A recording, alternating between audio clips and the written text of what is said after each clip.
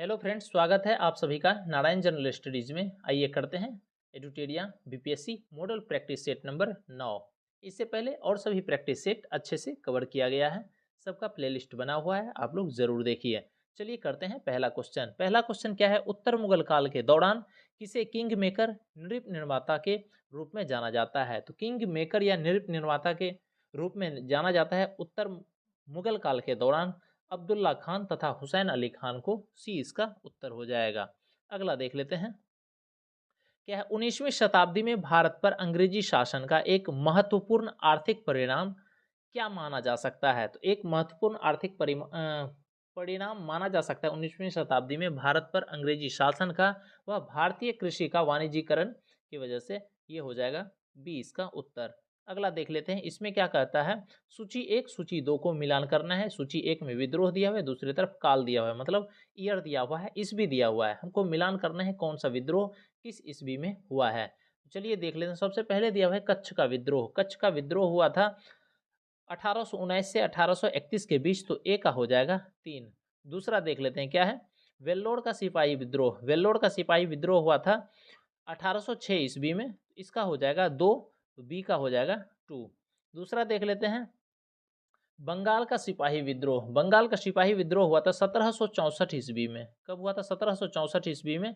ये इसका हो जाएगा सी का 1। उसके बाद दिया हुआ संथाल विद्रोह। संथाल विद्रोह कब हुआ था? यह हुआ था 1831-32 में, तो इसका डी का हो जाएगा 4। डी का क्या हो जाएगा? 4। उसके बाद देख लेते हैं कोल विद्रोह। कोल विद्रोह कब हुआ था? 1855-56 में। ई का हो जाएगा 5। तो 3 2 1 4 5, ये ऑप्शन नंबर कितने में है? तो एक में है, ए इसका उत्तर हो जाएगा। अगला देख लेते हैं क्या है। मगध के किस प्रसिद्ध शासक को जैन साहित्य में श्रेणिक कहा गया है? तो मगध के प्रसिद्ध शासक जिसे जैन साहित्य में श्रेणिक कहा गया है वह है बिंबिसार। ए इसका उत्तर हो जाएगा। अगला देख लेते हैं क्वेश्चन, ध्यान से सुनिएगा क्या है। मैं नहीं जानता कि कानून की दृष्टि से क्या उचित है और क्या अनुचित। मैं राज्य की भलाई अथवा अवसर विशेष के लिए जो उपयुक्त समझता हूँ उसी को करने का आज्ञा देता हूँ। अंतिम न्याय के दिन मेरा क्या होगा मैं नहीं जानता। उपर्युक्त प्रसिद्ध कथन दिल्ली सल्तनत के किस सुल्तान का है? तो यह दिल्ली सल्तनत के किस सुल्तान का है? यह अलाउद्दीन खिलजी का है। सी इसका उत्तर होगा। एक बार फिर से सुनिएगा क्या है। मैं नहीं जानता कि कानून की दृष्टि से क्या उचित है और क्या अनुचित। मैं राज्य की भलाई अथवा अवसर विशेष के लिए जो उपयुक्त समझता हूँ उसी को करने का आज्ञा देता हूँ। अंतिम न्याय के दिन मेरा क्या होगा मैं नहीं जानता। उपर्युक्त प्रसिद्ध कथन दिल्ली सल्तनत के किस सुल्तान का है? तो यह है अलाउद्दीन खिलजी का। सी इसका उत्तर हो जाएगा। चलिए अगला देख लेते हैं। 16वां नंबर क्वेश्चन क्या है। गुप्त काल के संदर्भ में निम्नलिखित कथनों पर विचार कीजिए। तो देख लेते हैं गुप्त काल के संदर्भ में कौन कौन सा कथन क्या है। हमको सत्य कथन देखना है क्या है। चलिए सबसे पहला देख लेते क्या है। गुप्त काल में राजाओं ने परमेश्वर और परम भट्टारक जैसी उपाधियां धारण की। बिल्कुल सही है। उसके बाद क्या है। इस काल में भूमि संबंधी करों की संख्या में वृद्धि हुई। बिल्कुल सही है। यह भी गुप्त काल में भूमि संबंधी करों या टैक्स कह सकते हैं की संख्या में वृद्धि हुई। ये भी सही है। इस काल में वैष्णव संप्रदाय अधिक लोकप्रिय हुए। ये भी सही है। तो इसका जो है इनमें से सभी कथन सत्य है, तो डी इसका उत्तर हो जाएगा। अगला देख लेते हैं क्या है। शूद्रक द्वारा लिखित मृच्छकटिकम का विषय था। तो शूद्रक द्वारा जो लिखित मृच्छकटिकम है वह विषय क्या था? एक धनी व्यापारी और एक गणिका की पुत्री की प्रेम गाथा। सी इसका उत्तर हो जाएगा। अगला देख लेते हैं क्या है। फिरोज तुगलक के संदर्भ में कौन सा कथन असत्य है? ठीक है, कौन सा कथन असत्य है ये हमको बताना है। देख लेते हैं फिरोज तुगलक के बारे में। फिरोज शाह तुगलक के बारे में, उसने बेरोजगार के सहायतार्थ हेतु रोजगार कार्यालय की स्थापना की। ये सही है, यह कथन सत्य है। दूसरा है वह दीवान एक खैरात के माध्यम से गरीबों की सहायता करता था। ये भी कथन सत्य है। उसके बाद क्या है। दारुल सफा उसके द्वारा निर्मित एक खैराती अस्पताल था। ये भी सही है। क्या है। दासों की देखभाल हेतु दीवाने बंदगान का गठन किया गया था। तो ये भी सही है। तो इसमें एक भी कथन ऐसा है जो असत्य नहीं है, सभी कथन सत्य है। तो इसका डी नंबर उत्तर हो जाएगा। उपर्युक्त में से ऐसा कोई नहीं है जो असत्य है। डी हो जाएगा उत्तर। अगला देख लेते हैं क्या है। स्वदेशी आंदोलन के संदर्भ में कौन सा कथन सत्य नहीं है? तो हमको देखना है कौन सा कथन सत्य नहीं है, असत्य कथन देखना है। जिसमें पहला दिया हुआ है, इसने देशी शिल्पकारों को उद्योगों एवं कौशल के पुनर्जीवित करने का योगदान दिया, तो स्वदेशी आंदोलन के संदर्भ में यह कथन तो सत्य है। अगला देख लेते क्या है, स्वदेशी आंदोलन के एक भाग के रूप में राष्ट्रीय शिक्षा परिषद की स्थापना हुई, तो ये भी कथन सत्य है। उसके बाद क्या है, वंदे मातरम भारतीय राष्ट्रीय आंदोलन का शीर्ष गीत बना, ये भी सही है।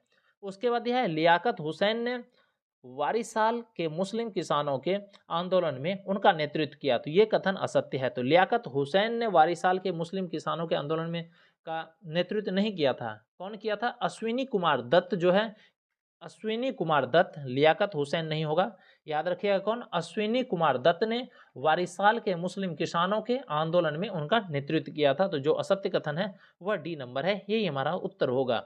अगला देख लेते हैं क्या है, चिरस्थायी बंदोबस्त, जिसको इस्तमरारी बंदोबस्त कहते हैं, कौन अन्य प्रदेशों में बहुत ही कम विस्तारित किया गया, क्योंकि? तो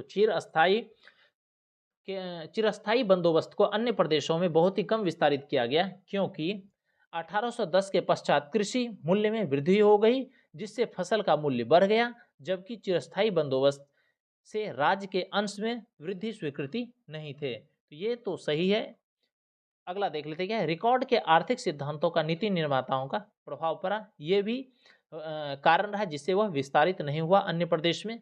उसके बाद दिया हुआ है, राज्य में रैयत से सीधे बंदोबस्त नहीं किया गया, ये भी एक कारण है जिससे वह विस्तारित नहीं हुआ चिरस्थायी बंदोबस्त। तो उपर्युक्त में से सभी हो जाएगा, डी नंबर इसका उत्तर।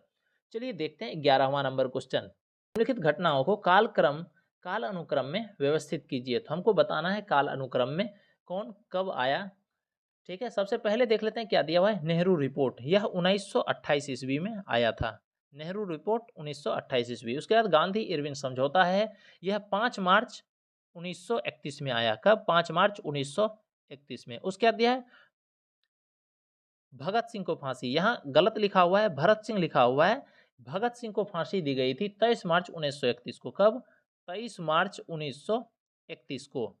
ठीक है, उसके बाद दिया हुआ है सविनय अवज्ञा आंदोलन, यह 12 मार्च 1930, 12 मार्च 1930 याद रखिएगा। अब इसके अकॉर्डिंग देख लेते हैं कौन कब हुआ। सबसे पहले तो पहला हो जाएगा नेहरू रिपोर्ट, उसके बाद फिर आ जाएगा सविनय अवज्ञा आंदोलन, फिर उसके बाद आ जाएगा गांधी इरविन समझौता, और उसके बाद फिर भगत सिंह को फांसी। तो इस तरह से 1, 4, 2 और 3 हो जाएगा ऑप्शन नंबर ए, यही हमारा सत्य है। चलिए अगला देख लेते हैं क्या है, अगस्त प्रस्ताव के संदर्भ में कौन सा कथन सत्य है। तो हमको देखना है अगस्त प्रस्ताव के संदर्भ में कौन सा कथन सत्य है। इसमें क्या है, भारत के लिए डोमिनियन राज्य का दर्जा, बिल्कुल सही है अगस्त प्रस्ताव में। दूसरा क्या है, भारत के लिए संवैधानिक सभा, ये भी सही है। क्या हिंदुओं और मुस्लिमों हेतु समान प्रतिनिधित्व, ये गलत है। तो इसमें समान प्रतिनिधित्व नहीं था, हिंदू और मुस्लिम के लिए अलग अलग था। तो ये हो जाएगा इसका ए नंबर, 1 और 2 दोनों सही है। अगला देख लेते हैं 13वां नंबर क्वेश्चन क्या है, मुस्लिम लीग द्वारा 16 अगस्त 1946 को प्रत्यक्ष कार्यवाही दिवस घोषित किए जाने का कारण था। तो मुस्लिम लीग द्वारा 16 अगस्त 1946 को प्रत्यक्ष कार्यवाही दिवस घोषित करने का कारण था, देख लेते हैं क्या कारण था। लीग के समर्थन के बिना वायसराय द्वारा कार्यकारी परिषद की गठन, ये हो जाएगा बी इसका उत्तर। क्या है, लीग के समर्थन के बिना वायसराय द्वारा कार्यकारी परिषद का गठन। अगला देख लेते हैं, कर्नाटक युद्ध के संदर्भ में कौन सा सही सुमेलित नहीं है। हमको देखना है कर्नाटक युद्ध में कौन सा सही सुमेलित नहीं है। सबसे पहले दिया है प्रथम कर्नाटक युद्ध, इसमें दिया हुआ है पौंडीचेरी की संधि, बिल्कुल गलत है।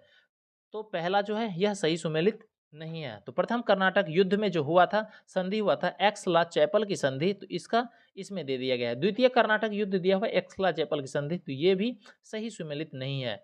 तो द्वितीय कर्नाटक युद्ध जो हुआ था इसमें पौंडीचेरी की संधि हुई थी, तो ये हो जाएगा। तो ये दोनों तो सही सुमेलित नहीं है। हमको देखना है कौन सा सही सुमेलित नहीं है, तो यही उत्तर हो जाएगा। उसका तृतीय कर्नाटक युद्ध है, इसमें पेरिस की संधि, ये सही सुमेलित है। क्या देखना है, जो सुमेलित नहीं है उसके बारे में बताना है। तो इसका उत्तर हो जाएगा 1 और 2 जो सही सुमेलित नहीं था। चलिए अगला देख लेते हैं 15वां नंबर क्वेश्चन क्या है, भारत के 1891 का कारखाना अधिनियम लागू किया गया। तो भारत में 1891 का कारखाना अधिनियम लागू किया गया था अंग्रेजी उत्पादों हेतु समान अवसर उपलब्ध कराने के लिए, बी इसका उत्तर हो जाएगा। अगला देख लेते हैं क्या है, क्रिप्स मिशन का उद्देश्य था। तो क्रिप्स मिशन का क्या उद्देश्य था ये देख लेते हैं। तो पहला दिया है पूर्ण स्वराज, तो पूर्ण स्वराज तो बिल्कुल नहीं था। इसका था भारत में डोमिनियन राज्य का दर्जा देना क्रिप्स मिशन का उद्देश्य था। क्या था क्रिप्स मिशन का उद्देश्य? पूर्ण स्वराज नहीं था। क्या था? भारत में डोमिनियन राज्य का दर्जा देना।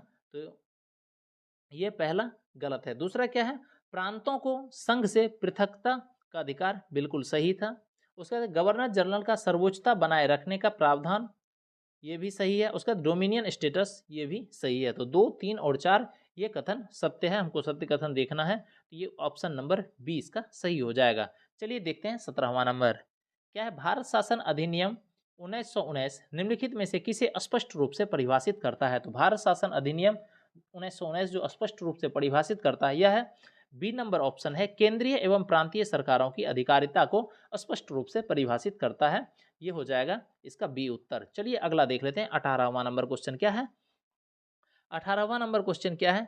साइमन कमीशन रिपोर्ट क्या थी? तो साइमन कमीशन रिपोर्ट के बारे में देख लेते हैं। इस रिपोर्ट में अखिल भारतीय संघ की स्थापना की कल्पना की गई थी। इस रिपोर्ट में क्या किया गया? अखिल भारतीय संघ की स्थापना की कल्पना की गई, बिल्कुल सही है। दूसरा क्या है? इसे केंद्र में पूर्ण उत्तरदायी शासन की व्यवस्था की। इसमें केंद्र नहीं होगा, इसने राज्य में क्या है? इसने केंद्र में पूर्ण उत्तरदायी शासन की व्यवस्था की, ये गलत है।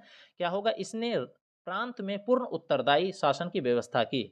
उसके बाद फिर देख लेते हैं अगला क्या है। इसका गठन मॉन्टेग्यू चेम्सफोर्ड अधिनियम 1919 के सुधारों की जांच हेतु किया गया था। तो ये सही है। तो हमको देखना है सही कूट कौन सा है। तो 1 और 3 जो है यह सही कूट है। ए नंबर ऑप्शन इसका सही हो जाएगा।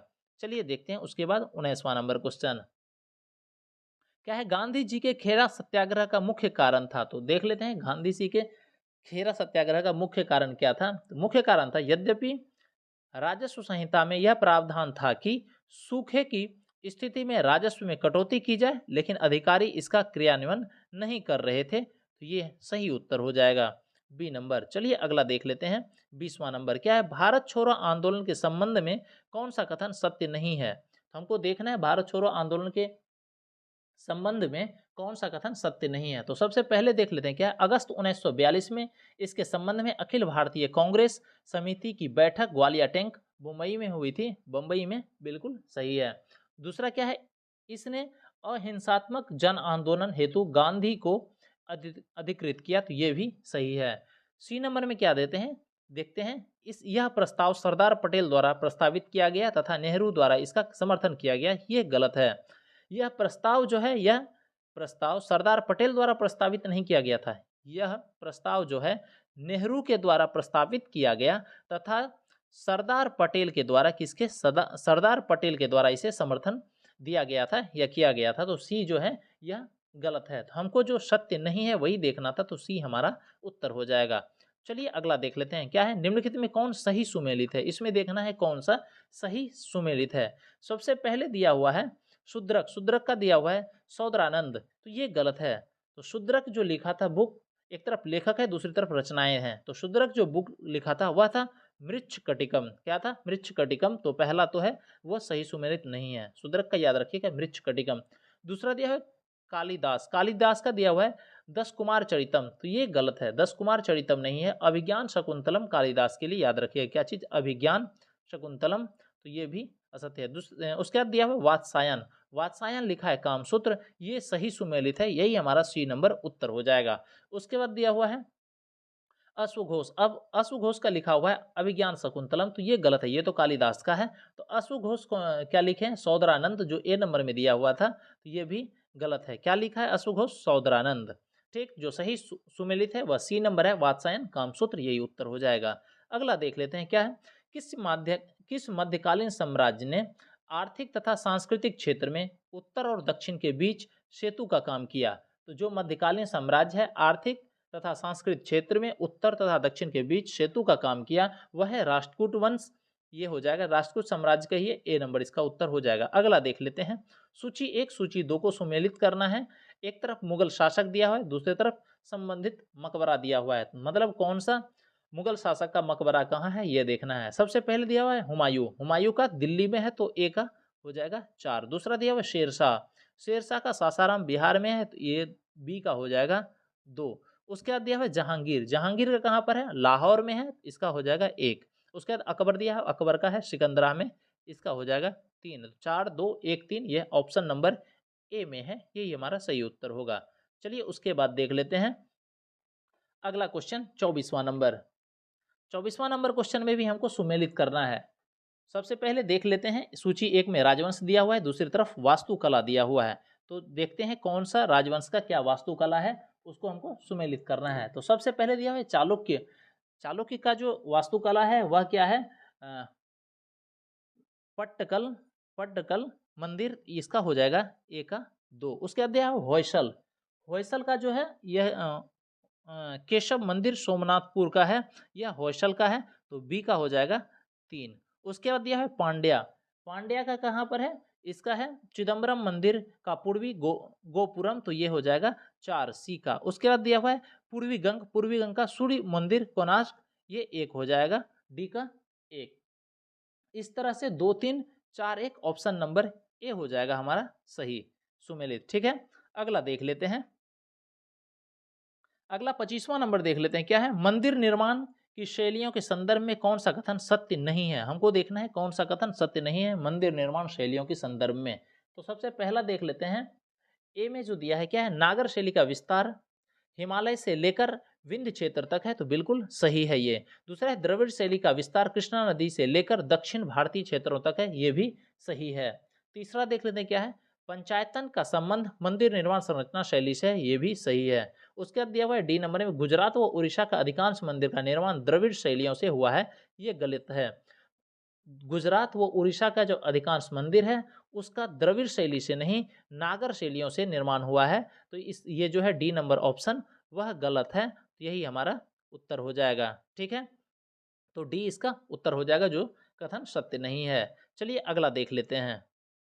अगला देख लेते हैं, क्या थंका चित्रकला का संबंध किस धार्मिक संप्रदाय से है। तो थंका चित्रकला का जो संबंध है वह बौद्ध संप्रदाय से है, बी इसका उत्तर हो जाएगा। अगला देख लेते हैं, क्या है, बाघा जातिन की मृत्यु किस स्थान पर पुलिस से संघर्ष करते हुए हुई थी। तो बाघा जातिन की मृत्यु जो हुई थी पुलिस से संघर्ष करते समय बालासोर में, सी इसका उत्तर हो जाएगा। अगला देख लेते हैं, क्या है, एनी बेसेंट के होम रूल लीग का संगठन सचिव किन्हें नियुक्त किया गया था। तो एनी बेसेंट के होम रूल लीग का संगठन सचिव जो नियुक्त किया गया था, यह नियुक्त किया गया था जॉर्ज अरुंडेल को, ये हो जाएगा बी इसका उत्तर। अगला देख लेते हैं 29वां नंबर, क्या है, निम्नलिखित कथनों पर विचार करें। तो चलिए विचार करके देखते हैं, इसमें हमसे पूछ रहा है कौन सा कथन सही है।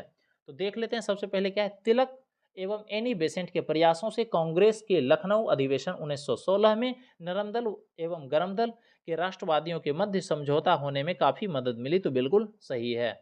उसके बाद क्या है, उदारवादी नेता फिरोज शाह मेहता की मृत्यु हो जाने से कांग्रेस के दोनों दलों में एकता का मार्ग प्रशस्त हुआ, तो ये भी सही है। तो दोनों कथन सत्य है, 1 और 2, इसका ऑप्शन नंबर सी उत्तर हो जाएगा। चलिए उसके बाद देख लेते हैं 30वां नंबर क्वेश्चन, क्या है, वर्ष 1920 में खिलाफत कमेटी की सभा जिसने गांधी जी को असहयोग आंदोलन के नेतृत्व को संभालने का अनुरोध किया था, वह किस शहर में हुई थी। तो यह हुई थी इलाहाबाद में, बी इसका उत्तर हो जाएगा। चलिए उसके बाद देख लेते हैं 31वां नंबर क्वेश्चन। 31वां नंबर क्वेश्चन क्या है, 42वें संविधान संशोधन अधिनियम 1976 के द्वारा भारतीय संविधान की प्रस्तावना में किन शब्द समूह को शामिल किया गया था। तो जो शब्द समूह को शामिल किया गया था वह था समाजवादी, पंथ निरपेक्ष और अखंडता, सी नंबर इसका उत्तर हो जाएगा। चलिए अगला देख लेते हैं, क्या है, भारतीय संविधान का कौन सा अनुच्छेद अभियुक्त या दोष सिद्धि व्यक्ति को दोहरे दंड एवं आत्म अभिशंसन से संरक्षण प्रदान करता है। तो यह अनुच्छेद नंबर 20 है, ए इसका उत्तर हो जाएगा। फिर से सुनिएगा, क्वेश्चन क्या है, भारतीय संविधान का कौन सा अनुच्छेद अभियुक्त या दोष सिद्धि व्यक्ति को दोहरे दंड एवं आत्म अभिशंसन से संरक्षण प्रदान करता है। तो यह है अनुच्छेद नंबर 20, ए इसका उत्तर हो जाएगा, ऑप्शन ए। अगला देख लेते क्या है, भारतीय संसद का संयुक्त अधिवेशन किसके द्वारा बुलाया जाता है। तो भारतीय संसद का संयुक्त अधिवेशन जो बुलाया जाता है यह राष्ट्रपति के द्वारा बुलाया जाता है, ए इसका उत्तर हो जाएगा। अगला देख लेते हैं, क्या है, भारतीय संविधान के किस अनुच्छेद के तहत लोकसभा में अनुसूचित जातियों और अनुसूचित जनजातियों के लिए स्थानों का आरक्षण की व्यवस्था की गई। तो यह अनुच्छेद नंबर 330 के तहत बी इसका उत्तर हो जाएगा। अगला देख लेते हैं, क्या है, भारतीय संविधान के निर्मात्री सभा के अंतर्गत गठित प्रारूप समिति में कुल कितने सदस्य शामिल किए गए थे। तो कुल 7 सदस्य शामिल किए गए थे प्रारूप समिति में। अगला देख लेते हैं, 36वां नंबर क्वेश्चन क्या है, निम्नलिखित में कौन सा तत्व भारतीय संविधान में कनाडा के संविधान से प्रेरित होकर नहीं लिया गया? तो जो कनाडा के संविधान से प्रेरित होकर नहीं लिया गया, इसमें देख लेते हैं क्या है। उच्चतम न्यायालय का परामर्श क्षेत्र अधिकार, ये कनाडा के संविधान से है। अवशिष्ट शक्तियों का केंद्र में निहित होना, ये भी कनाडा के संविधान से है। केंद्र द्वारा राज्यपालों की नियुक्ति, ये भी कनाडा से है। समवर्ती सूची का व्यवस्था, ये ऑस्ट्रेलिया से लिया गया, ये कनाडा से नहीं लिया गया है। तो इसका उत्तर डी नंबर हो जाएगा। चलिए अगला देख लेते हैं। एक तरफ दिया है सूची 1 संवैधानिक प्रावधान, दूसरी तरफ सूची 2 में दिया हुआ संबंधित अनुच्छेद या उसको हमको सुमेलित करना है। क्या है, सूची 1 में संवैधानिक प्रावधान दिया हुआ है, दूसरी तरफ अनुच्छेद दिया हुआ है।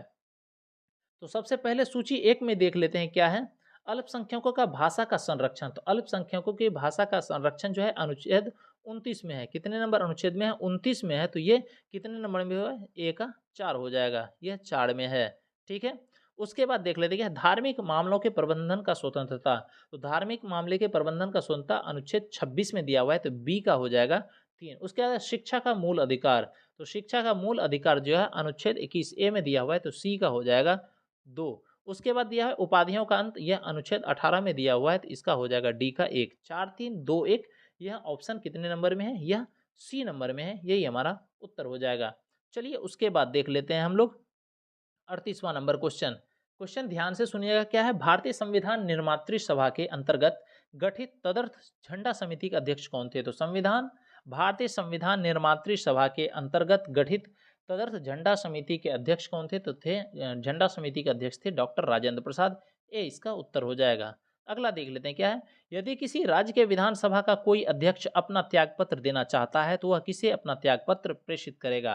तो यदि किसी राज्य के विधानसभा का कोई अध्यक्ष अपना त्यागपत्र देना चाहता है तो वह अपना त्यागपत्र प्रेषित करेगा विधानसभा के उपाध्यक्ष को। इसका डी उत्तर हो जाएगा। चलिए अगला क्वेश्चन देख लेते हैं। अगला क्वेश्चन क्या है, दिनेश गोस्वामी समिति का संबंध किस विषय से था? तो दिनेश गोस्वामी समिति का जो संबंध था यह लोकसभा के चुनाव के सरकारी निधियन से था, तो इसका हो जाएगा बी उत्तर। चलिए अगला देख लेते हैं 41वां नंबर। इसमें हमको क्या देखना है, एक तरफ उष्ण कटिबंधीय शीतोष्ण कटिबंधीय घास की भूमियां दिया हुआ है, दूसरी तरफ देशिया महाद्वीप दिया हुआ है। हमको इसमें देखना मतलब मिलान करना है। सबसे पहले दिया हुआ है कंपोज। कंपोज जो है यह ब्राजील में है, एक का हो जाएगा टी। दूसरा दिया हुआ है पंपास। पंपास जो है यह अर्जेंटीना में है, तो 2 का हो जाएगा क्यू। ठीक है। उसके बाद वेल्ड दिया हुआ है, वेल्ड कहाँ पर है? यह दक्षिण अफ्रीका में है, तो इसका हो जाएगा पी, 3 का पी। उसके बाद लानोस दिया हुआ है, लानोस कहाँ पर है? यह है वेनेजुएला में, इसका हो जाएगा 4 का आर। ठीक। तो एक हमारे पास बच गया ऑस्ट्रेलिया। ऑस्ट्रेलिया में कौन सा है याद रखिएगा, डी लिख देते हैं, डाउन्स याद रखिएगा ऑस्ट्रेलिया में। इस तरह से टी क्यू पी आर हो गया। यह ऑप्शन नंबर कितने में है? यह बी में है, टी क्यू पी आर, ये सही है। चलिए अगला देख लेते हैं 42वां नंबर क्वेश्चन क्या है, ऑस्ट्रेलिया का ग्रेट बैरियर रीफ किस प्रकार के प्रवाल का उदाहरण है? तो ऑस्ट्रेलिया के ग्रेट बैरियर रीफ जो है यह उदाहरण है प्रवाल रोधिका का। ए इसका उत्तर हो जाएगा। चलिए अगला क्वेश्चन देख लेते हैं क्या, निम्नलिखित कथनों पर विचार करें। तो चलिए विचार करके देखते हैं, इसमें से असत्य कथन का चयन करना है। क्या है? असत्य कथन का चयन करें। तो देख लेते हैं कौन सा असत्य है। सबसे पहले 1 नंबर में दिया हुआ है महाद्वीपों में भू प्रॉपर्टी की मोटाई महासागरों की तुलना में कम है। तो ऐसा नहीं है, ये गलत दिया है। महाद्वीपों में भू प्रॉपर्टी मोटाई महासागरों की तुलना में कम नहीं है, अधिक है। तो पहला कथन जो है यह गलत है, असत्य है। दूसरा क्या है, निचले मेंटल का विस्तार दुर्बलता मंडल के समाप्त हो जाने के बाद तक है एवं यह ठोस अवस्था में है। ये बिल्कुल सही है। हमको असत्य कथन देखना था, तो केवल एक जो है असत्य कथन है, ये इसका उत्तर हो जाएगा। अगला देखते हैं 44वां नंबर क्वेश्चन क्या है, पोलर फिलिंग बल। क्या है? पोलर फिलिंग बल निम्नलिखित में से किससे संबंधित है? पोलर फिलिंग बल जो है यह पृथ्वी का घूर्णन से संबंधित है, बी इसका उत्तर हो जाएगा। चलिए देखते हैं 45वां नंबर क्वेश्चन। 45वां नंबर क्वेश्चन क्या है, नेपाल हिमालय अवस्थित है। तो हमको बताना है नेपाल हिमालय कहाँ अवस्थित है। एक छोटा सा डायग्राम से आप लोग देख लीजिए, पूरा समझ में आ जाएगा। ठीक है। जैसे मान लेते हैं इसको, ये क्या है, हिमालय पहाड़ है। ठीक है, हिमालय पहाड़ है, इसमें नदी इधर से आती है, जो इसके अकॉर्डिंग इसके बीच में हिमालय का नाम दिया गया है। तो सबसे पहले मान लेते हैं इधर से आती है सिंधु नदी, एस लिख देते हैं, SINDHU, सिंधु आती है। ठीक है। उसके बाद इधर सतलज आती है, SAT लिख देते हैं सतलज के लिए। उसके बाद इधर से सिंधु सतलज, उसके बाद आ जाती है काली। कौन सी नदी आती है? काली नदी आती है। फिर उसके बाद इधर तीस्ता, क्या आता है? तीस्ता, T लिख देते हैं। फिर आता है उसके बाद दिहांग, D लिख देते हैं। अगर पूछा जाएगा सिंधु से सतलज के बीच में, तो सिंधु से सतलज के बीच में आता है पंजाब हिमालय। उसके बाद सतलज से काली के बीच में जो आता है उसको कहते हैं कुमाऊं हिमालय, के लिख देते हैं कुमाऊं हिमालय। उसके बाद फिर काली से तीस्ता के बीच में जो आएगा वह आएगा नेपाल हिमालय, ठीक है। और तीस्ता से दिहांग के बीच में जो होगा उसको क्या कहेंगे? असम हिमालय कहेंगे। तो हमसे पूछ रहे हैं नेपाल हिमालय अवस्थित है। नेपाल हिमालय किसके बीच अवस्थित है? तो काली और तीस्ता नदी के बीच में अवस्थित है नेपाल हिमालय। तो यह सी नंबर ऑप्शन में दिया हुआ है, काली व तीस्ता नदियों के मध्य में है नेपाल हिमालय, सी इसका उत्तर हो जाएगा। चलिए अगला देख लेते हैं 46वां नंबर क्वेश्चन। 46वां नंबर क्वेश्चन क्या है? निम्नलिखित कथनों पर विचार करें। चलिए विचार करते हैं, हमको सत्य कथन का चयन करना है, जो सत्य कथन है उसका चयन करना है। तो देख लेते हैं क्या है। लक्षद्वीप समूह अमीनी द्वीप एवं कन्नानोरे द्वीप के मध्य 110 चैनल द्वारा विभाजित है, ये बिल्कुल सही है। उसका है लक्षद्वीप एटॉल प्रवाल द्वीप है, ये भी सही है। तो इसमें 1 और 2 दोनों सत्य है, सी इसका उत्तर हो जाएगा। अगला देख लेते हैं क्या है। अलकनंदा और मंदाकिनी का संगम कहलाता है। तो अलकनंदा और मंदाकिनी का जो संगम कहलाता है रुद्रप्रयाग कहलाता है, याद रखिएगा, सी इसका उत्तर हो जाएगा।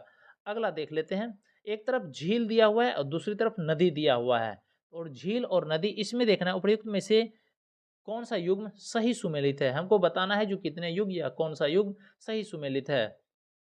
तो इसमें देख लेते हैं। सबसे पहले दिया है उकाई। उकाई जो है, उकाई झील ताप्ती नदी पर है। दूसरा है निजाम सागर, यह कृष्णा नदी पर है। और राणा प्रताप सागर, यह चंबल नदी पर है। तो तीनों सही सुमेलित है, इसका उत्तर हो जाएगा डी नंबर।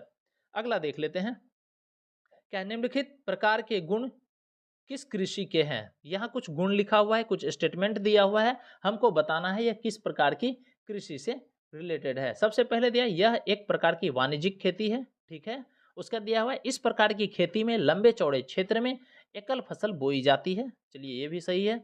उसका क्या है, यह उद्योग और कृषि के बीच एक अंतरापृष्ठ मतलब इंटरफेस है, ये भी ठीक है। उसके बाद क्या दिया हुआ है, यह कृषि व्यापक क्षेत्र में की जाती है जो अत्यधिक पूंजी और श्रमिकों की सहायता से की जाती है, ये भी सही। तो यह किस प्रकार की कृषि के लिए कहा गया है, तो यह रोपण कृषि के लिए क्या कहा गया है, बी इसका उत्तर हो जाएगा। चलिए अगला क्वेश्चन देख लेते हैं।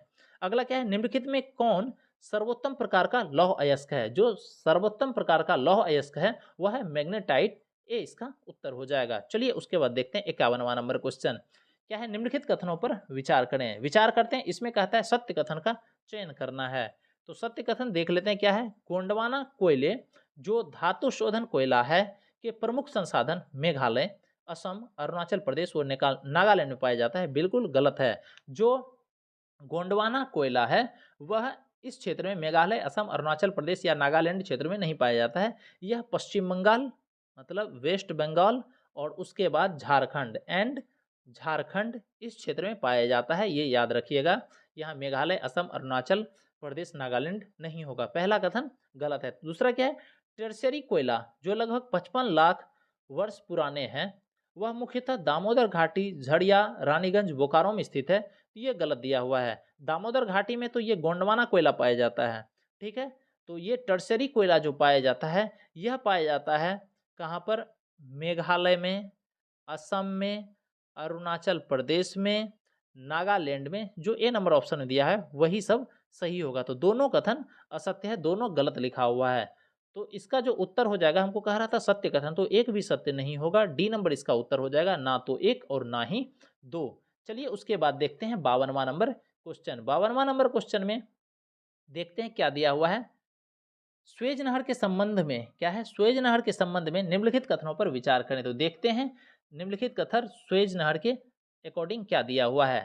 सबसे पहले देख लेते हैं, इस नहर को उत्तरी प्रवेश द्वार यानी भूमध्य सागर की ओर पोर्ट स्वेज तथा दक्षिण प्रवेश द्वार यानी लाल सागर की ओर पोर्ट सईद स्थित है, तो ये गलत दिया हुआ है।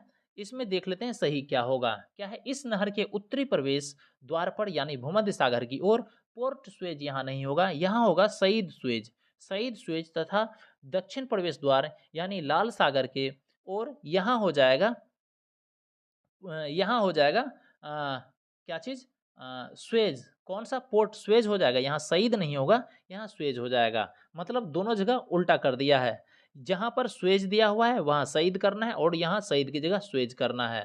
फिर से एक बार सुनिएगा, थोड़ा इरेज कर देते हैं और ध्यान से सुनिएगा क्या है। इस नहर के उत्तरी प्रवेश द्वार पर यानी भूमध्य सागर की ओर पोर्ट स्वेज, तो यहाँ स्वेज नहीं होगा, पोर्ट सईद होगा, ठीक है। तथा दक्षिण प्रवेश द्वार पर यानी लाल सागर की ओर पोर्ट सईद स्थित है, तो यहाँ सईद नहीं होगा, यहाँ स्वेज होगा। तो पहला कथन गलत है। दूसरा देख लेते हैं क्या है। इस नहर के उत्तरी भाग में ग्रेट बीटर झील, मध्य भाग में टिमसा झील और दक्षिणी भाग में लिटिल झील है, ये भी गलत दिया हुआ है। तो इसके जो इस नहर के उत्तरी भाग में है लिटिल झील, जहाँ ग्रेट ब्रिटर झील दिया हुआ है, यहाँ क्या होगा, यहाँ लिटिल झील होगा। मध्य भाग में जो टिमसा झील दिया है बिल्कुल सही है, और दक्षिणी भाग में जो है यहाँ हो जाएगा ग्रेट बीटर झील, क्या हो जाएगा, ग्रेट बीटर झील हो जाएगा। तो ये भी कथन असत्य है। तो इसका जो सही असत्य कथन कह रहा था, तो दोनों असत्य कथन हो जाएगा, सी नंबर इसका उत्तर है। चलिए अगला देख लेते हैं क्या है। निम्नलिखित कथनों पर विचार करें।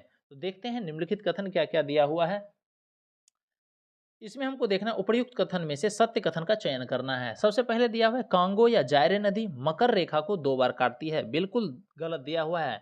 जो कांगो और जायरे नदी है वह मकर रेखा को नहीं काटती है, विषुवत रेखा को काटती है, इक्वेटोरियल लाइन को काटती है। दूसरा, लिम्पोपो नदी विषुवत रेखा को 2 बार काटती है, तो ये गलत दिया हुआ है, मतलब दोनों का एक्सचेंज कर दिया है। जहाँ विषुवत होगा वहाँ मकर कर दिया है, और जहाँ मकर होगा वहाँ विषुवत कर दिया है। तो यहाँ लिम्पोपो नदी जो है यह मकर रेखा को 2 बार काटती है, ये भी गलत है, ठीक है। उसके बाद माही नदी कर्क रेखा को 2 बार काटती है, तो ये बिल्कुल सही दिया हुआ है। तो इसका उत्तर जो है सही कथन हो जाएगा, सत्य कथन केवल सी, ये केवल 3, सी नंबर इसका उत्तर। अगला देख लेते हैं 54वां नंबर क्या है। निम्नलिखित विशेषता किस प्रकार की मृदा का है। तो कुछ कुछ स्टेटमेंट दिया हुआ है, विशेषता लिखा हुआ है, ये बताना है किस प्रकार की मिट्टी है, किस प्रकार की मृदा का है। सबसे पहले दिया हुआ है इसका निर्माण मानसूनी जलवायु की आर्द्रता एवं शुष्कता के क्रमिक परिवर्तन के फलस्वरूप उत्पन्न विशिष्ट परिस्थितियों में होता है, बिल्कुल सही है। उसमें क्या, इसके बाद क्या है, इसमें आयरन एवं सिलिका की बहुलता होती है। तो याद रखिए आयरन और सिलिका की बहुलता तो लेटराइट सॉइल में होता है। चलिए ठीक है, आगे देखते हैं क्या है। यह मिट्टी चाय, इलायची एवं काजू की खेती के लिए सर्वाधिक उपयुक्त है, बिल्कुल सही है, यह लेटराइट मिट्टी ही है, ये इसका उत्तर हो जाएगा। यह लेटराइट मिट्टी का सभी विशेषता है। अगला देख लेते हैं 55वां नंबर क्वेश्चन क्या है। भारत में पाए जाने वाले प्रजातियों में कौन से आदिवासी जनजातियों के अंतर्गत आते हैं। तो जो आदिवासी जनजातियों के अंतर्गत आते हैं यह है निग्रिटो, और इसके बाद क्या, निग्रिटो है और मंगोलाइड है, ये हो जाएगा 1 और 3 इसका उत्तर, सी ऑप्शन। कौन है जो आदिवासी जनजातियों के अंतर्गत आते हैं, तो यह है निग्रिटो और मंगोलाइड, 1 और 3। अगला देख लेते हैं 56वां नंबर क्वेश्चन क्या है। व्यापारिक बैंकों को अपने कुल जमा का एक निश्चित प्रतिशत अपने पास नगद, स्वर्ण एवं अल्पकालीन अभारित सरकारी प्रतिभूतियों के रूप में संरक्षित रखना होता है, यह क्या कहलाता है। तो ये कहलाता है वैधानिक तरलता अनुपात, बी इसका उत्तर हो जाएगा। ध्यान से सुनिएगा, एक बार और बोल रहे हैं क्या है। व्यापारिक बैंकों को अपने कुल जमा का एक निश्चित प्रतिशत अपने पास नगद, स्वर्ण एवं अल्पकालीन अभारित सरकारी प्रतिभूतियों के रूप में संरक्षित रखना होता है, वह क्या कहलाता है, वह कहलाता है वैधानिक तरलता अनुपात, बी उत्तर हो जाएगा। अगला देख लेते हैं 57वां नंबर क्वेश्चन क्या है। 1969 में बैंकों के राष्ट्रीयकरण के समय आरबीआई के गवर्नर थे। तो जब बैंक का राष्ट्रीयकरण किया जा रहा था 1969 में, उस समय आरबीआई के गवर्नर थे एल के झा, सी इसका उत्तर हो जाएगा। अगला देख लेते हैं 58वां नंबर क्वेश्चन क्या है। निम्नलिखित कथनों पर विचार कीजिए। चलिए विचार करके देखते हैं, इसमें हमको असत्य कथन का चयन करना है। तो देख लेते हैं क्या है। व्यापार शेष में दृश्य एवं अदृश्य सेवाएं सम्मिलित होती है। तो व्यापार, ये तो कथन असत्य है और ये गलत है। तो व्यापार शेष में दृश्य एवं अदृश्य नहीं होगा, व्यापार शेष में केवल दृश्य या व्यापारिक वस्तुएं होती है। क्या है, केवल दृश्य एवं व्यापारिक वस्तुएं सम्मिलित होती है, तो पहला कथन गलत है। ध्यान से सुनिए क्या है, व्यापार शेष में केवल दृश्य एवं व्यापारिक वस्तुएं सम्मिलित होती है। दूसरा है चालू खाता शेष में केवल दृश्य वस्तुएं या व्यापारिक वस्तुएं सम्मिलित होती है, तो ये गलत दिया हुआ है। इसमें क्या हो जाएगा, चालू खाता शेष में दृश्य एवं अदृश्य होगा। क्या है, दृश्य एवं अदृश्य वस्तुएं सम्मिलित होती है, तो ये भी कथन असत्य है। तो दोनों कथन असत्य है, 1 और 2, सी इसका उत्तर हो जाएगा। चलिए अगला देख लेते हैं 59वां नंबर क्वेश्चन क्या है, राजा चेलैया समिति का संबंध किससे है? तो राजा चेलैया समिति का संबंध जो है यह कर सुधार से है, टैक्स सुधार से। सी इसका उत्तर हो जाएगा। अगला क्वेश्चन देख लेते हैं, ध्यान से सुनिएगा। क्या है, पूर्ति स्वयं अपनी मांग उत्पन्न करती है। यह नियम वस्तु विनिमय और मुद्रा विनिमय दोनों पर लागू होते हैं। इसके अनुसार अर्थव्यवस्था में सामान्य अत्युत्पादन के फलस्वरूप सामान्य बेरोजगारी संभव नहीं है। उपर्युक्त कथन किनके नियम सिद्धांत से संदर्भित करता है? एक बार फिर से नियम कथन को सुन लीजिए। क्या है, पूर्ति स्वयं अपनी मांग उत्पन्न करती है। यह नियम वस्तु विनिमय और मुद्रा विनिमय दोनों पर लागू होते हैं। इसके अनुसार अर्थव्यवस्था में सामान्य अत्युत्पादन के फलस्वरूप सामान्य बेरोजगारी संभव नहीं है। उपर्युक्त कथन किनके नियम या सिद्धांत को संदर्भित करता है? यह करता है बाजार के नियम को संदर्भित करता है।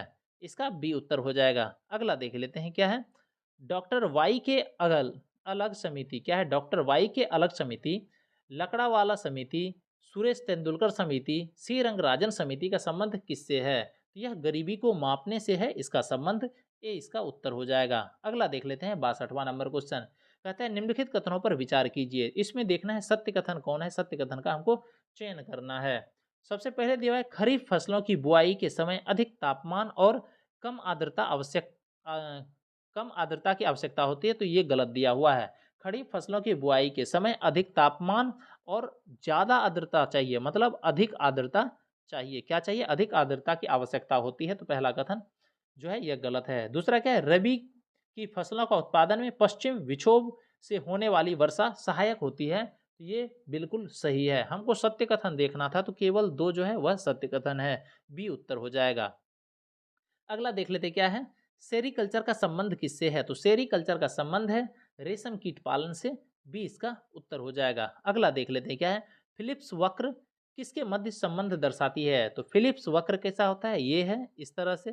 तो फिलिप्स वक्र जो है यह मुद्रास्फीति और बेरोजगारी, ठीक है, मुद्रास्फीति और बेरोजगारी को दर्शाता है, तो ये उत्तर हो जाएगा इसका सी नंबर।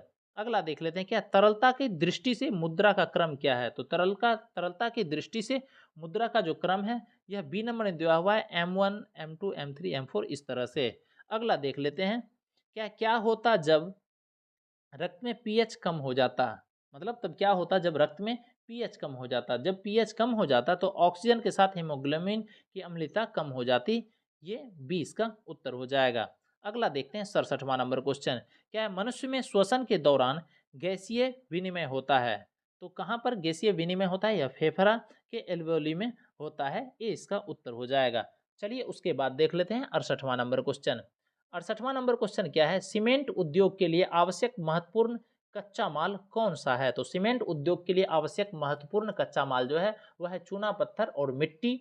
ये सी इसका उत्तर हो जाएगा। अगला देख लेते हैं 69वां नंबर क्वेश्चन। क्या है, डेंड्रोक्रोनोलॉजी। क्या है, डेंड्रोक्रोनोलॉजी निम्नलिखित में किसकी आयु का अध्ययन करता है? तो डेंड्रोक्रोनोलॉजी जो अध्ययन करता है या वृक्ष की आयु का करता है।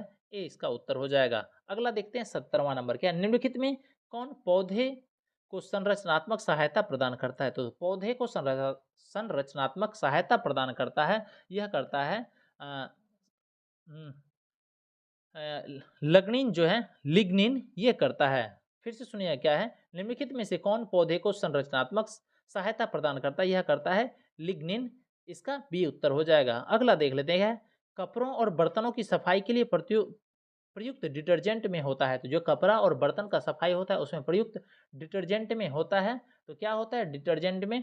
यह होता है सल्फोनेट्स। इसका हो जाएगा सी उत्तर। अगला देख लेते हैं। क्या है, निम्नलिखित कथन में कौन सा कथन सुमेलित नहीं है? ये बताना है। क्या है, कौन सा कथन सुमेलित नहीं है या सही नहीं है, ये बताना है। सबसे पहले देखते हैं, शून्य समूह में रखे गए तत्व निष्क्रिय तत्व से जाने जाते हैं, तो बिल्कुल सही है। दूसरा देख लेते हैं, सबसे भारी धातु ओस्मियम है, ये भी सही है। सबसे हल्की धातु यहाँ सोडियम लिखा हुआ है, ये गलत है, लिथियम होगा। क्या होगा?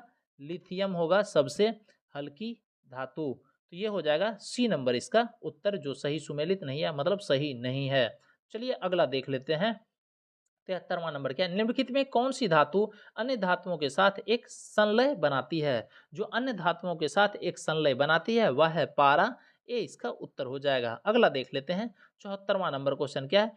केंद्रीय रिक्तिका जिसको सेंट्रल वैक्यूल कहते हैं जो केवल पादप कोशिका में पाई जाती है, इसका कार्य क्या है। तो केंद्रीय रिक्तिका जो केवल पादप कोशिका में पाई जाती है, इसका कार्य क्या है। यह पानी और अन्य पदार्थों को स्टोर करती है। सी इसका उत्तर हो जाएगा। अगला देख लेते हैं 75वां नंबर क्या है। लाल रक्त कोशिकाओं के उत्पादन के लिए कौन सा पोषक तत्व महत्वपूर्ण है।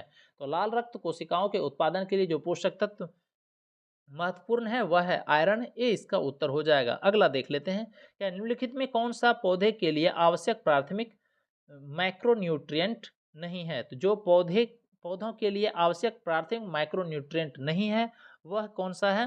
तो वह है कैल्शियम। इसका हो जाएगा सी उत्तर। चलिए अगला देख लेते हैं। उसके बाद 77वां नंबर क्वेश्चन। 77वां नंबर क्वेश्चन क्या है।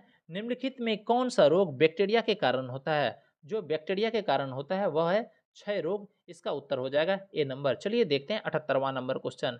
78वां नंबर क्वेश्चन क्या है। आवर्त सारणी में निम्नलिखित में से कौन सबसे अधिक सबसे कम विद्युत ऋणात्मक तत्व है। सबसे अधिक और सबसे कम विद्युत ऋणात्मक तत्व है, यह है फ्लोरीन और सीजियम। इसका ए उत्तर हो जाएगा। अगला देख लेते हैं 79वां नंबर क्वेश्चन। 79वां नंबर क्वेश्चन क्या है।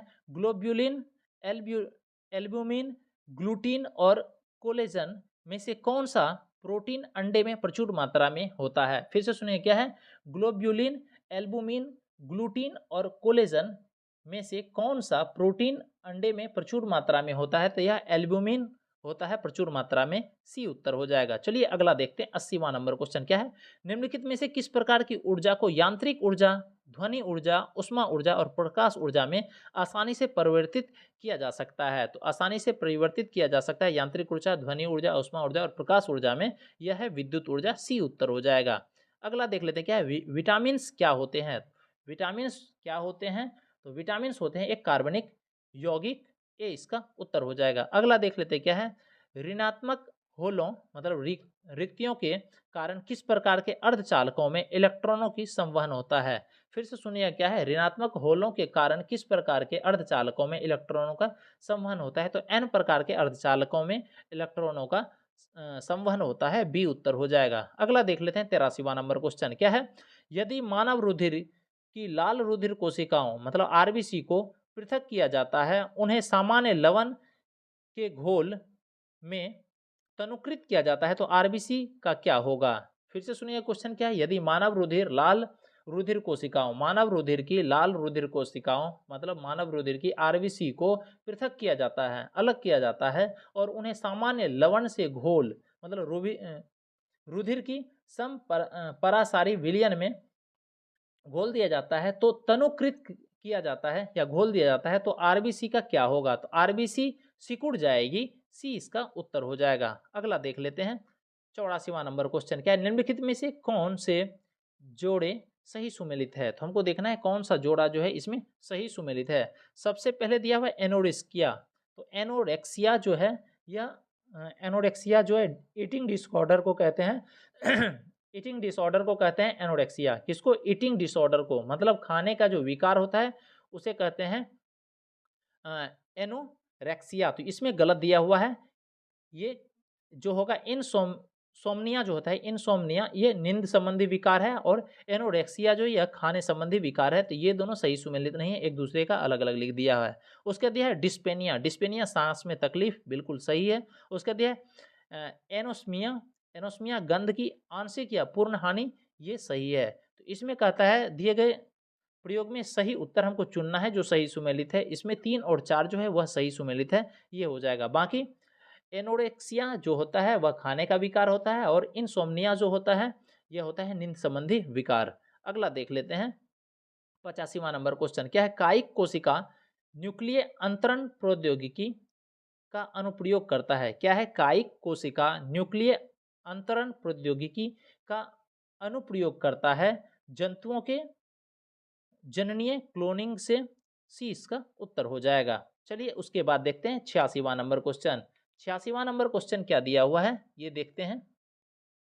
क्या है। मटर के एक शुद्ध लंबे पौधे जिसको कैपिटल टीटी से डिनोट करता है का संकरण एक बौने पौधे मतलब स्मॉल टीटी के साथ किया जाता है तो F2 पीढ़ी में शुद्ध लंबे पौधों एवं बौने पौधों मतलब लंबे पौधे और शॉर्ट पौधे बौने पौधे का फिनोटाइप अनुपात क्या होगा? तो इसका फिनोटाइप अनुपात होगा 3:1। इसका उत्तर हो जाएगा सी नंबर।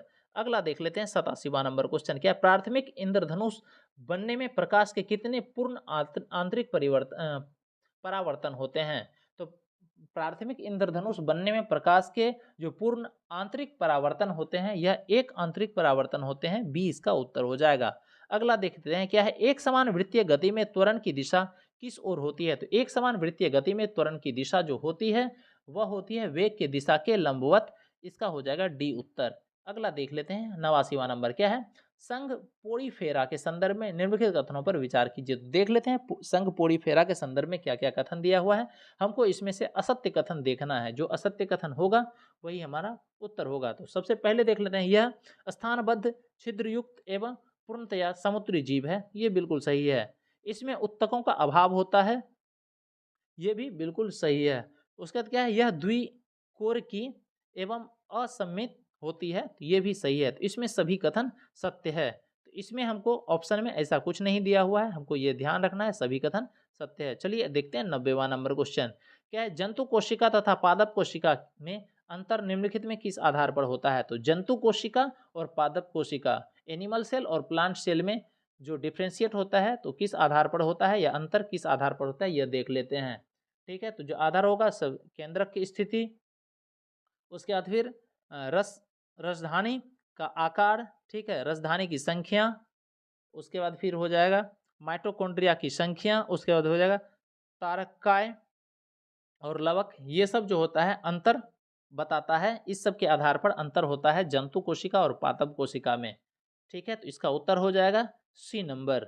अगला देख लेते हैं 91 नंबर क्वेश्चन क्या है? आईवीएफ इन विट्रो फर्टिलाइजेशन के संबंध में निम्नलिखित में कौन सा कथन गलत है? तो आईवीएफ के संबंध में देखते हैं कौन सा कथन गलत है। सबसे पहला कथन दिया हुआ है, यह एक स्वस्थ स्पर्म को प्रत्येक परिपक्व अंडे में सीधे इंजेक्ट करने के लिए इंट्रासाइटोप्लाज्मिक स्पर्म इंजेक्शन का उपयोग किया जाता है। तो बिल्कुल सही है।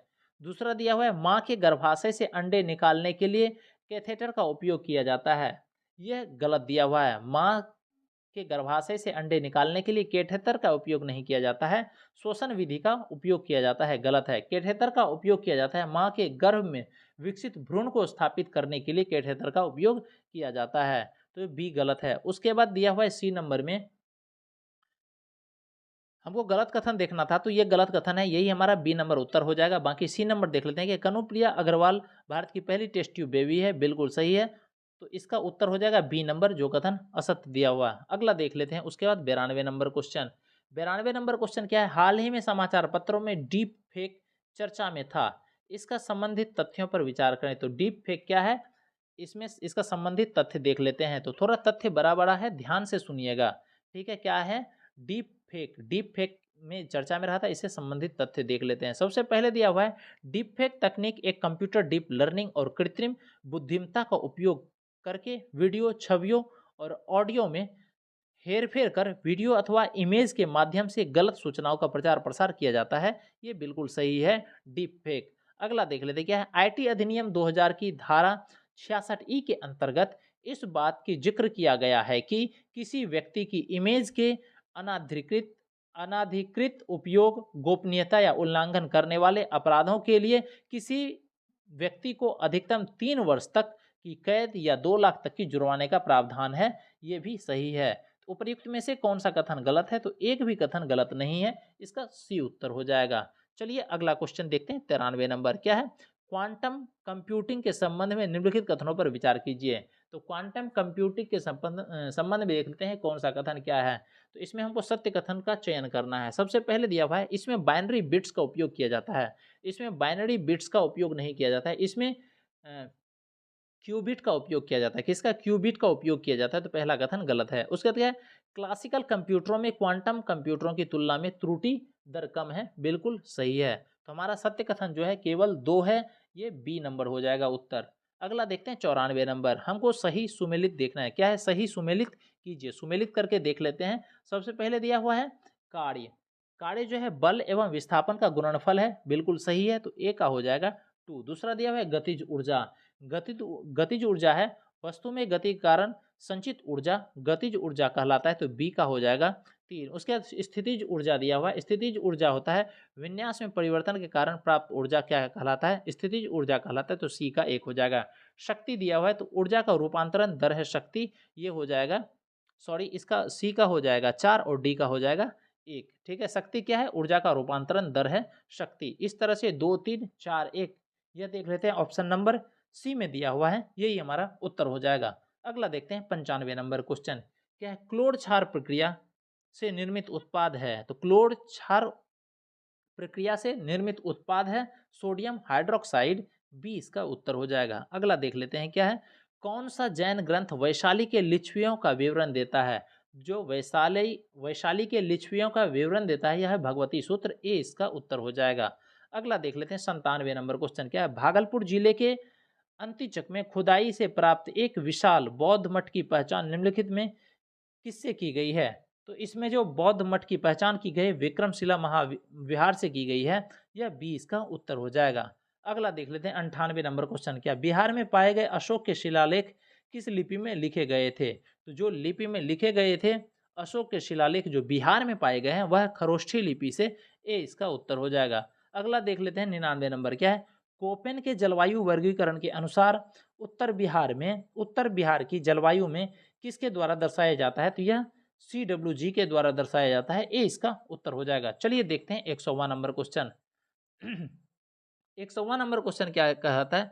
Bharat wagon and engineering company limited निम्नलिखित में किस स्थान पर है? तो भारत वैगन और इंजीनियरिंग कंपनी लिमिटेड जो है, यह है मोकामा में, इसका हो जाएगा डी उत्तर। अगला देख लेते हैं, क्या है? निम्नलिखित में से कौन सा झील बिहार में स्थित है? तो जो झील बिहार में स्थित है वह है अनुपम झील, इसका हो जाएगा ए उत्तर। अगला देख लेते हैं, क्या है? डॉक्टर राजेंद्र प्रसाद को भारत रत्न प्राप्त हुआ था, तो डॉक्टर राजेंद्र प्रसाद को भारत रत्न प्राप्त हुआ था 1962 ईस्वी में, बी इसका उत्तर हो जाएगा। अगला देख लेते हैं, क्या बाबा ठाकुर दास ने पटना में किस सोसाइटी की स्थापना की थी? तो बाबा ठाकुर दास ने जो पटना में सोसाइटी की स्थापना की थी, वह थी रामकृष्ण मिशन सोसाइटी, बी इसका उत्तर हो जाएगा। अगला देखते हैं, क्या हुमायूं ने चुनार दुर्ग पर प्रथम बार आक्रमण कब किया? तो चुनार दुर्ग पर प्रथम बार आक्रमण किया था 1532 ईस्वी में, ए उत्तर हो जाएगा। अगला देख लेते हैं, क्या है? बिहार के प्रांतीय किसान सभा के दूसरे अधिवेशन की अध्यक्षता किसने की? तो बिहार प्रांतीय किसान सभा के दूसरे अधिवेशन की अध्यक्षता किए थे पुरुषोत्तम दास टंडन ने, सी इसका उत्तर हो जाएगा। अगला देख लेते हैं 156 नंबर, क्या है? मुंगेर पहाड़ी क्षेत्र निम्नलिखित भौतिक प्रदेशों में किसका एक भाग है? मुंगेर पहाड़ी क्षेत्र जो है भौतिक प्रदेशों में जो भाग है, यह है दक्षिण का पहाड़ी भाग, इसका हो जाएगा ए उत्तर। अगला देख लेते हैं, क्या है? गंगा और गंडक नदियों के संगम पर आयोजित 1 महीने तक चलने वाले पशु मेले का क्या नाम है? तो यह पशु मेले का नाम है सोनपुर मेला, जो गंगा और गंडक नदियों के संगम पर होता है, बी उत्तर है। चलिए अगला देखते हैं 158 नंबर क्वेश्चन, क्या है? बिहुला महोत्सव विशेष रूप से प्रत्येक वर्ष अगस्त महीने में बिहार के निम्नलिखित में से किस जिले में मनाया जाता है? तो बिहुला महोत्सव जो अगस्त महीने में मनाया जाता है, या बिहार के भागलपुर में मनाया जाता है, ए इसका उत्तर हो जाएगा। अगला देखते हैं 109वां नंबर, क्या है? मैथिली भाषा का विकास निम्नलिखित में से किसके शासनकाल के दौरान शुरू हुआ? तो मैथिली भाषा का जो विकास हुआ था, यह कर्नाटक राजवंश के शासनकाल के दौरान शुरू हुआ था, मिथिला भाषा या मैथिली भाषा का विकास। अगला देखते हैं 110वां नंबर, क्या है? बिहार के सुप्रसिद्ध सूफी संत सफरुद्दीन मनेरी का संबंध किस सूफी संप्रदाय से था? तो सफरुद्दीन मनेरी का संबंध जो था, यह कौन से सूफी संप्रदाय से था? यह था फिरदौसी से, सी इसका उत्तर हो जाएगा। चलिए देखते हैं इसके बाद 111वां नंबर क्वेश्चन। 111वां नंबर क्वेश्चन, क्या है? भारत के पहले एआई विश्वविद्यालय के संबंध निम्नलिखित कथनों पर विचार कीजिए। तो देख लेते हैं भारत के पहले एआई विश्वविद्यालय के संबंध में कौन सा कथन क्या दिया हुआ है, हमको इसमें देखना है सत्य कथन। सबसे पहले देख लेते हैं, तमिलनाडु एआई शिक्षा अनुसंधान और नवाचार को आगे बढ़ाने के लिए भारत का पहला एआई विश्वविद्यालय स्थापित कर रहा है, बिल्कुल गलत है, इसमें तमिलनाडु नहीं है, महाराष्ट्र है। कौन? महाराष्ट्र जो है, यह एआई शिक्षा अनुसंधान और नवाचार को आगे बढ़ाने के लिए भारत का पहला एआई विश्वविद्यालय स्थापित कर रहा है। कौन? महाराष्ट्र। ठीक है, तो पहला कथन गलत है। दूसरा देख लेते हैं, क्या है? इस परियोजना के नेतृत्व करने के लिए शिक्षा जगत, उद्योग और सरकार के विशेषज्ञों से मिलकर एक टास्क फोर्स बनाई गई है, बिल्कुल सही है। तीसरा देख लेते हैं, क्या है? विश्वविद्यालय अनुसंधान एवं विकास तकनीकी प्रगति कौशल विकास एवं एआई नीति निर्माण पर ध्यान केंद्रित करेगा, बिल्कुल सही है। फिर से सुनिए क्या है, विश्वविद्यालय अनुसंधान एवं विकास, तकनीकी प्रगति, कौशल विकास और एआई नीति निर्माण पर ध्यान केंद्रित करेगी। इसमें जो सत्य कथन है 2 और 3 है, इसका उत्तर हो जाएगा बी नंबर। अगला देख लेते हैं 112वां नंबर। 112वां नंबर में क्या है, देश की पहली नाइट सफारी का संबंध निम्नलिखित कथनों पर विचार कीजिए। तो इसमें सत्य कथन का चयन करना है। तो इसका निर्माण देहरादून में किया जाएगा, बिल्कुल गलत है। इसका निर्माण देहरादून में नहीं, लखनऊ में किया जाएगा। कहाँ किया जाएगा, उत्तर प्रदेश के लखनऊ में किया जाएगा। तो पहला कथन तो गलत है। क्या यह 900 एकड़ के कुकरेल नाइट सफारी चिड़ियाघर में विकसित होगी, बिल्कुल सही है। उसके बाद क्या है, इसके निर्माण में कुल 1510 करोड़ की खर्चा होगी, ये भी बिल्कुल सही है। तो इसका उत्तर जो होगा सत्य कथन 2 और 3 होगा, बी इसका सही उत्तर हो जाएगा, बी ऑप्शन। अगला देख लेते हैं क्या है, पूर्वोत्तर हेतु महिला उद्यमिता कार्यक्रम स्वावलंबिनी से संबंधित निम्नलिखित कथनों पर विचार कीजिए। क्या है, स्वावलंबिनी, जो उद्यमिता कार्यक्रम स्वावलंबिनी है, इससे संबंधित कथन देख लेते हैं। इसमें देखना है हमको जो सत्य कथन होगा उसका चयन करना है। तो सबसे पहले देख लेते हैं, इसका शुभारंभ केंद्रीय मंत्री जयंत चौधरी ने किया, बिल्कुल सही है। दूसरा दिया है, यह वित्त मंत्री के सहयोग से शुरू किया गया कार्यक्रम है, बिल्कुल गलत है। यह वित्त आयोग से नहीं किया गया है, किससे किया गया है, यह नीति आयोग से किया गया है। किससे, नीति आयोग के सहयोग से शुरू किया गया कार्यक्रम है, तो ये गलत है दूसरा। तीसरा है, इसका उद्योग पूर्वोत्तर भारत में चयनित उच्च शिक्षा संस्थानों के छात्रों को उद्यमशीलता, मानसिकता, संसाधन एवं मार्गदर्शन देना है। तो ये बिल्कुल सही है। 1 और 3 इसमें सत्य कथन है, जो उत्तर सी नंबर ऑप्शन होगा। अगला देखते हैं 114वां नंबर क्वेश्चन।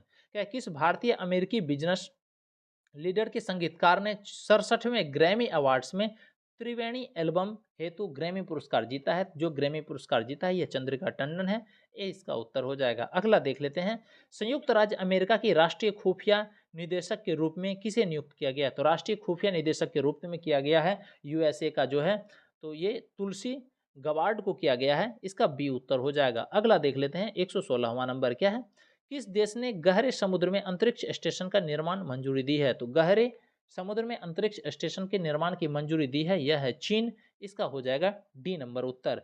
चलिए अगला देख लेते हैं 117वां नंबर क्वेश्चन। देखते हैं 117वां नंबर क्वेश्चन क्या है, किस देश में दक्षिणी गोलार्ध का सबसे बड़ा हिंदू मंदिर का उद्घाटन किया। तो किस देश में दक्षिणी गोलार्ध का सबसे बड़े हिंदू मंदिर का उद्घाटन किया गया, तो यह किया गया जोहान्सबर्ग, दक्षिण अफ्रीका में, सी इसका उत्तर हो जाएगा। अगला देख लेते हैं 118वां नंबर क्वेश्चन। क्या है, टाइफाइड को खत्म करने हेतु विश्व का पहला टीका बना है। इस संबंध में निम्नलिखित कथनों पर विचार कीजिए। तो टाइफाइड खत्म करने हेतु जो विश्व का पहला टीका बना है, उससे संबंधित कथन देख लेते हैं। इसमें हमको सत्य कथन का चयन करना है। सबसे पहले देखते हैं, इसका निर्माण भारत द्वारा किया गया, बिल्कुल सही है। यह सिर्फ 2 वर्ष से ऊपर बच्चों एवं शिशुओं के लिए स्वीकृत है, ये भी सही है। तो दोनों कथन सत्य है, सी इसका उत्तर हो जाएगा। अगला देख लेते हैं 119वां नंबर। क्या है, 13वें एक्वेरिन वार्षिक सैन्य अभ्यास भारत और किस देश के मध्य आयोजित किया गया। क्या है, एक्वेरिन वार्षिक 13वें एक्वेरिन वार्षिक सैन्य, तो एक्वेरिन वार्षिक संघ जो है यह भारत और मालदीव के बीच होता है, डी इसका उत्तर हो जाएगा। अगला देखते हैं क्या है, केंद्रीय बजट 2025 के संदर्भ में निम्नलिखित कथनों पर विचार करें। तो देखते हैं केंद्रीय बजट से रिलेटेड क्या दिया है 25-26 से। बिहार में मखाना बोर्ड का गठन, बिल्कुल सही है। उसके बाद क्या, पटना एयरपोर्ट की सुविधाएं बढ़ेगी तथा बिहटा एयरपोर्ट का भी विस्तार होगा, ये भी सही है। तीसरा क्या दिया हुआ है, पश्चिमी कोसी नहर का विस्तार होगा, ये भी सही है। तो इसमें सत्य कथन देखना था, तो इसमें सभी कथन सत्य है, 1, 2 और 3, इसका ऑप्शन नंबर सी उत्तर हो जाएगा। अगला देखते हैं 121वां नंबर। क्या है, किस टेनिस खिलाड़ी ने हाल ही में संन्यास की घोषणा की है। जो टेनिस खिलाड़ी हाल ही में संन्यास की घोषणा की है, यह है सिमोना हालेप हो जाएगा, ए नंबर इसका उत्तर। अगला देख लेते हैं 122वां नंबर। क्या, times higher education world reputation ranking 2025 में किस यूनिवर्सिटी को शीर्ष स्थान मिला है। क्या है, times higher education world reputation ranking 2025 में किस यूनिवर्सिटी को शीर्ष स्थान मिला है। तो यह हार्वर्ड यूनिवर्सिटी को मिला है, सी इसका उत्तर हो जाएगा। अगला देखते हैं 123वां नंबर। क्या है, आई एम पुस्तक का संकलन किसके द्वारा किया गया। तो आई एम पुस्तक का संकलन जो किया गया है, यह गोपीचंद पी हिंदुजा के द्वारा की गई, डी इसका उत्तर हो जाएगा। अगला देखते हैं 124वां नंबर। 124वां नंबर क्वेश्चन क्या है, किस राज्य सरकार द्वारा नदी अपरदन को रोकने हेतु नोदी बंधन योजना की शुरुआत की गई? क्या चीज़? नदी बंधन योजना की शुरुआत की गई नदी अपरदन को रोकने के लिए। तो यह पश्चिम बंगाल में किया गया नदी बंधन योजना की शुरुआत। अगला देख लेते हैं 125वां नंबर क्वेश्चन क्या है? पंचायती राज मंत्रालय ने पंचायत अंतरण सूचकांक जारी किया है। क्या? पंचायत अंतरण सूचकांक जारी किया है। इससे संबंधित निम्नलिखित कथनों पर विचार कीजिए। तो देख लेते हैं इसमें से सत्य कथन का हमको चयन करना है। तो देख लेते हैं इसमें क्या है सत्य कथन। इस सूची में शीर्ष राज्य तमिलनाडु है, बिल्कुल गलत है। पहला तो गलत दिया हुआ है। इसमें सबसे जो शीर्ष राज्य है वह है कर्नाटक। उसने इस सूची में बिहार 20वें पायदान पे है, ये भी गलत दिया हुआ है। बिहार जो 20वें नहीं 18वें पायदान पे है, तो दोनों कथन जो है असत्य है। इसका डी नंबर उत्तर हो जाएगा, ना तो एक ना ही दो। चलिए अगला देख लेते हैं। उसके बाद 126वां नंबर क्वेश्चन। 126वां नंबर क्वेश्चन क्या है? भारत की पहली समर्पित वैश्विक क्षमता केंद्र नीति से संबंधित कथनों का विचार कीजिए। क्वेश्चन फिर से सुनिएगा, क्या है? भारत की पहली समर्पित वैश्विक क्षमता केंद्र नीति से संबंधित कथनों पर विचार कीजिए। क्या महाराष्ट्र इस नीति को लाने वाला पहला राज्य है? तो ये कथन गलत है। महाराष्ट्र नहीं, एमपी मध्य प्रदेश जो है इस नीति को लाने वाला पहला राज्य बना। दूसरा देख लेते हैं क्या है? इससे राज्य को वैश्विक नवाचार एवं सहयोग की प्राप्ति हो सकेगी। ये बिल्कुल सही है। इसमें हमको असत्य कथन देखना था, तो केवल एक जो है वह असत्य कथन है। अगला देख लेते हैं 127वां नंबर क्वेश्चन क्या है? आकाश मिसाइल प्रणाली से संबंधित निम्नलिखित कथनों पर विचार कीजिए। तो आकाश मिसाइल प्रणाली से संबंधित निम्नलिखित कथन देख लेते हैं। इसमें से हमको जो सत्य कथन है उसका चयन करना है। सबसे पहले देख लेते हैं, भारत वियतनाम के साथ आकाश मिसाइल प्रणाली को आपूर्ति के लिए $200 मिलियन के समझौते पर बातचीत कर रहा है। बिल्कुल गलत है। यहाँ भारत वियतनाम से नहीं कर रहा है, किससे कर रहा है? फिलीपींस से कर रहा है। किससे कर रहा है? फिलीपींस के साथ आकाश मिसाइल प्रणाली को आपूर्ति के लिए $200 मिलियन के समझौते पर बातचीत कर रहा है। पहला कथन गलत दिया हुआ है। दूसरा क्या है? आकाश मिसाइल मध्यम दूरी की सतह से हवा में मार करने वाली मिसाइल है। बिल्कुल सत्य है। तो इसका केवल दो कथन जो सत्य है, दूसरा कथन बी हो जाएगा उत्तर इसका। अगला देख लेते हैं क्या? 17वां ब्रिक्स शिखर सम्मेलन कहाँ आयोजित किया गया? 17वां ब्रिक्स शिखर सम्मेलन आयोजन किया गया, ये कहाँ पर किया गया? यह किया गया रियो डी जेनेरियो ब्राजील में। सी इसका उत्तर हो जाएगा। अगला देखते हैं 129वां नंबर क्या है? फाइटोपैथोजेनिक कवक की नई प्रजाति एपिकोकम इंडिकम को हाल ही में किस यूनिवर्सिटी द्वारा खोजा गया?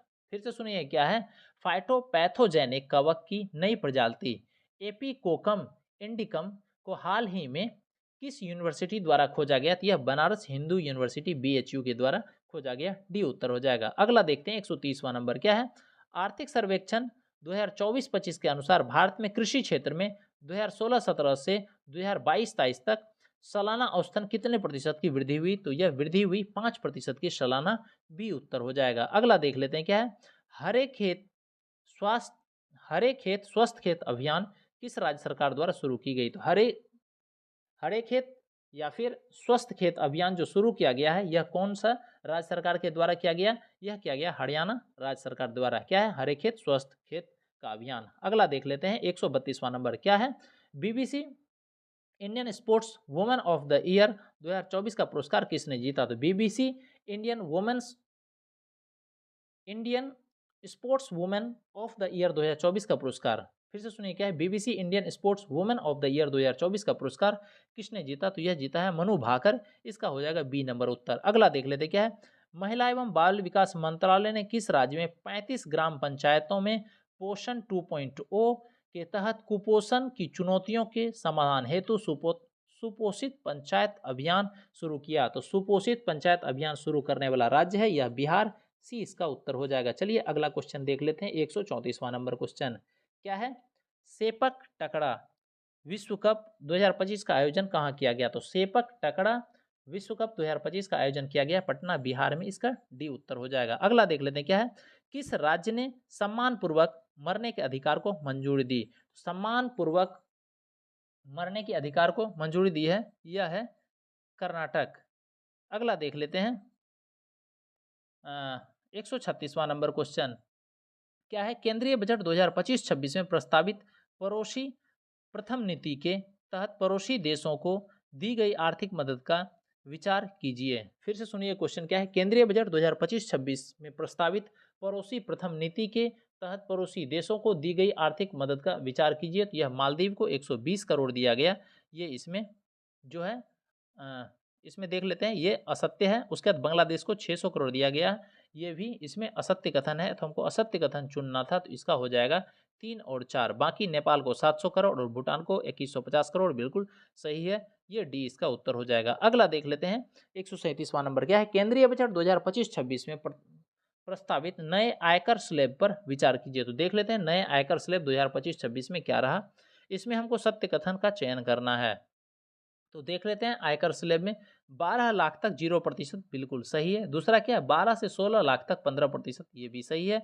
16 से 20 लाख तक 20%, ये भी सही है। और 20 से 24 लाख तक 30% दिया हुआ है। 30% नहीं होगा, 25% होगा। तो ये तो चौथा गलत है। तो हमको सत्य देखना था, तो 1, 2 और 3 सत्य होगा। ये सी नंबर में दिया हुआ है।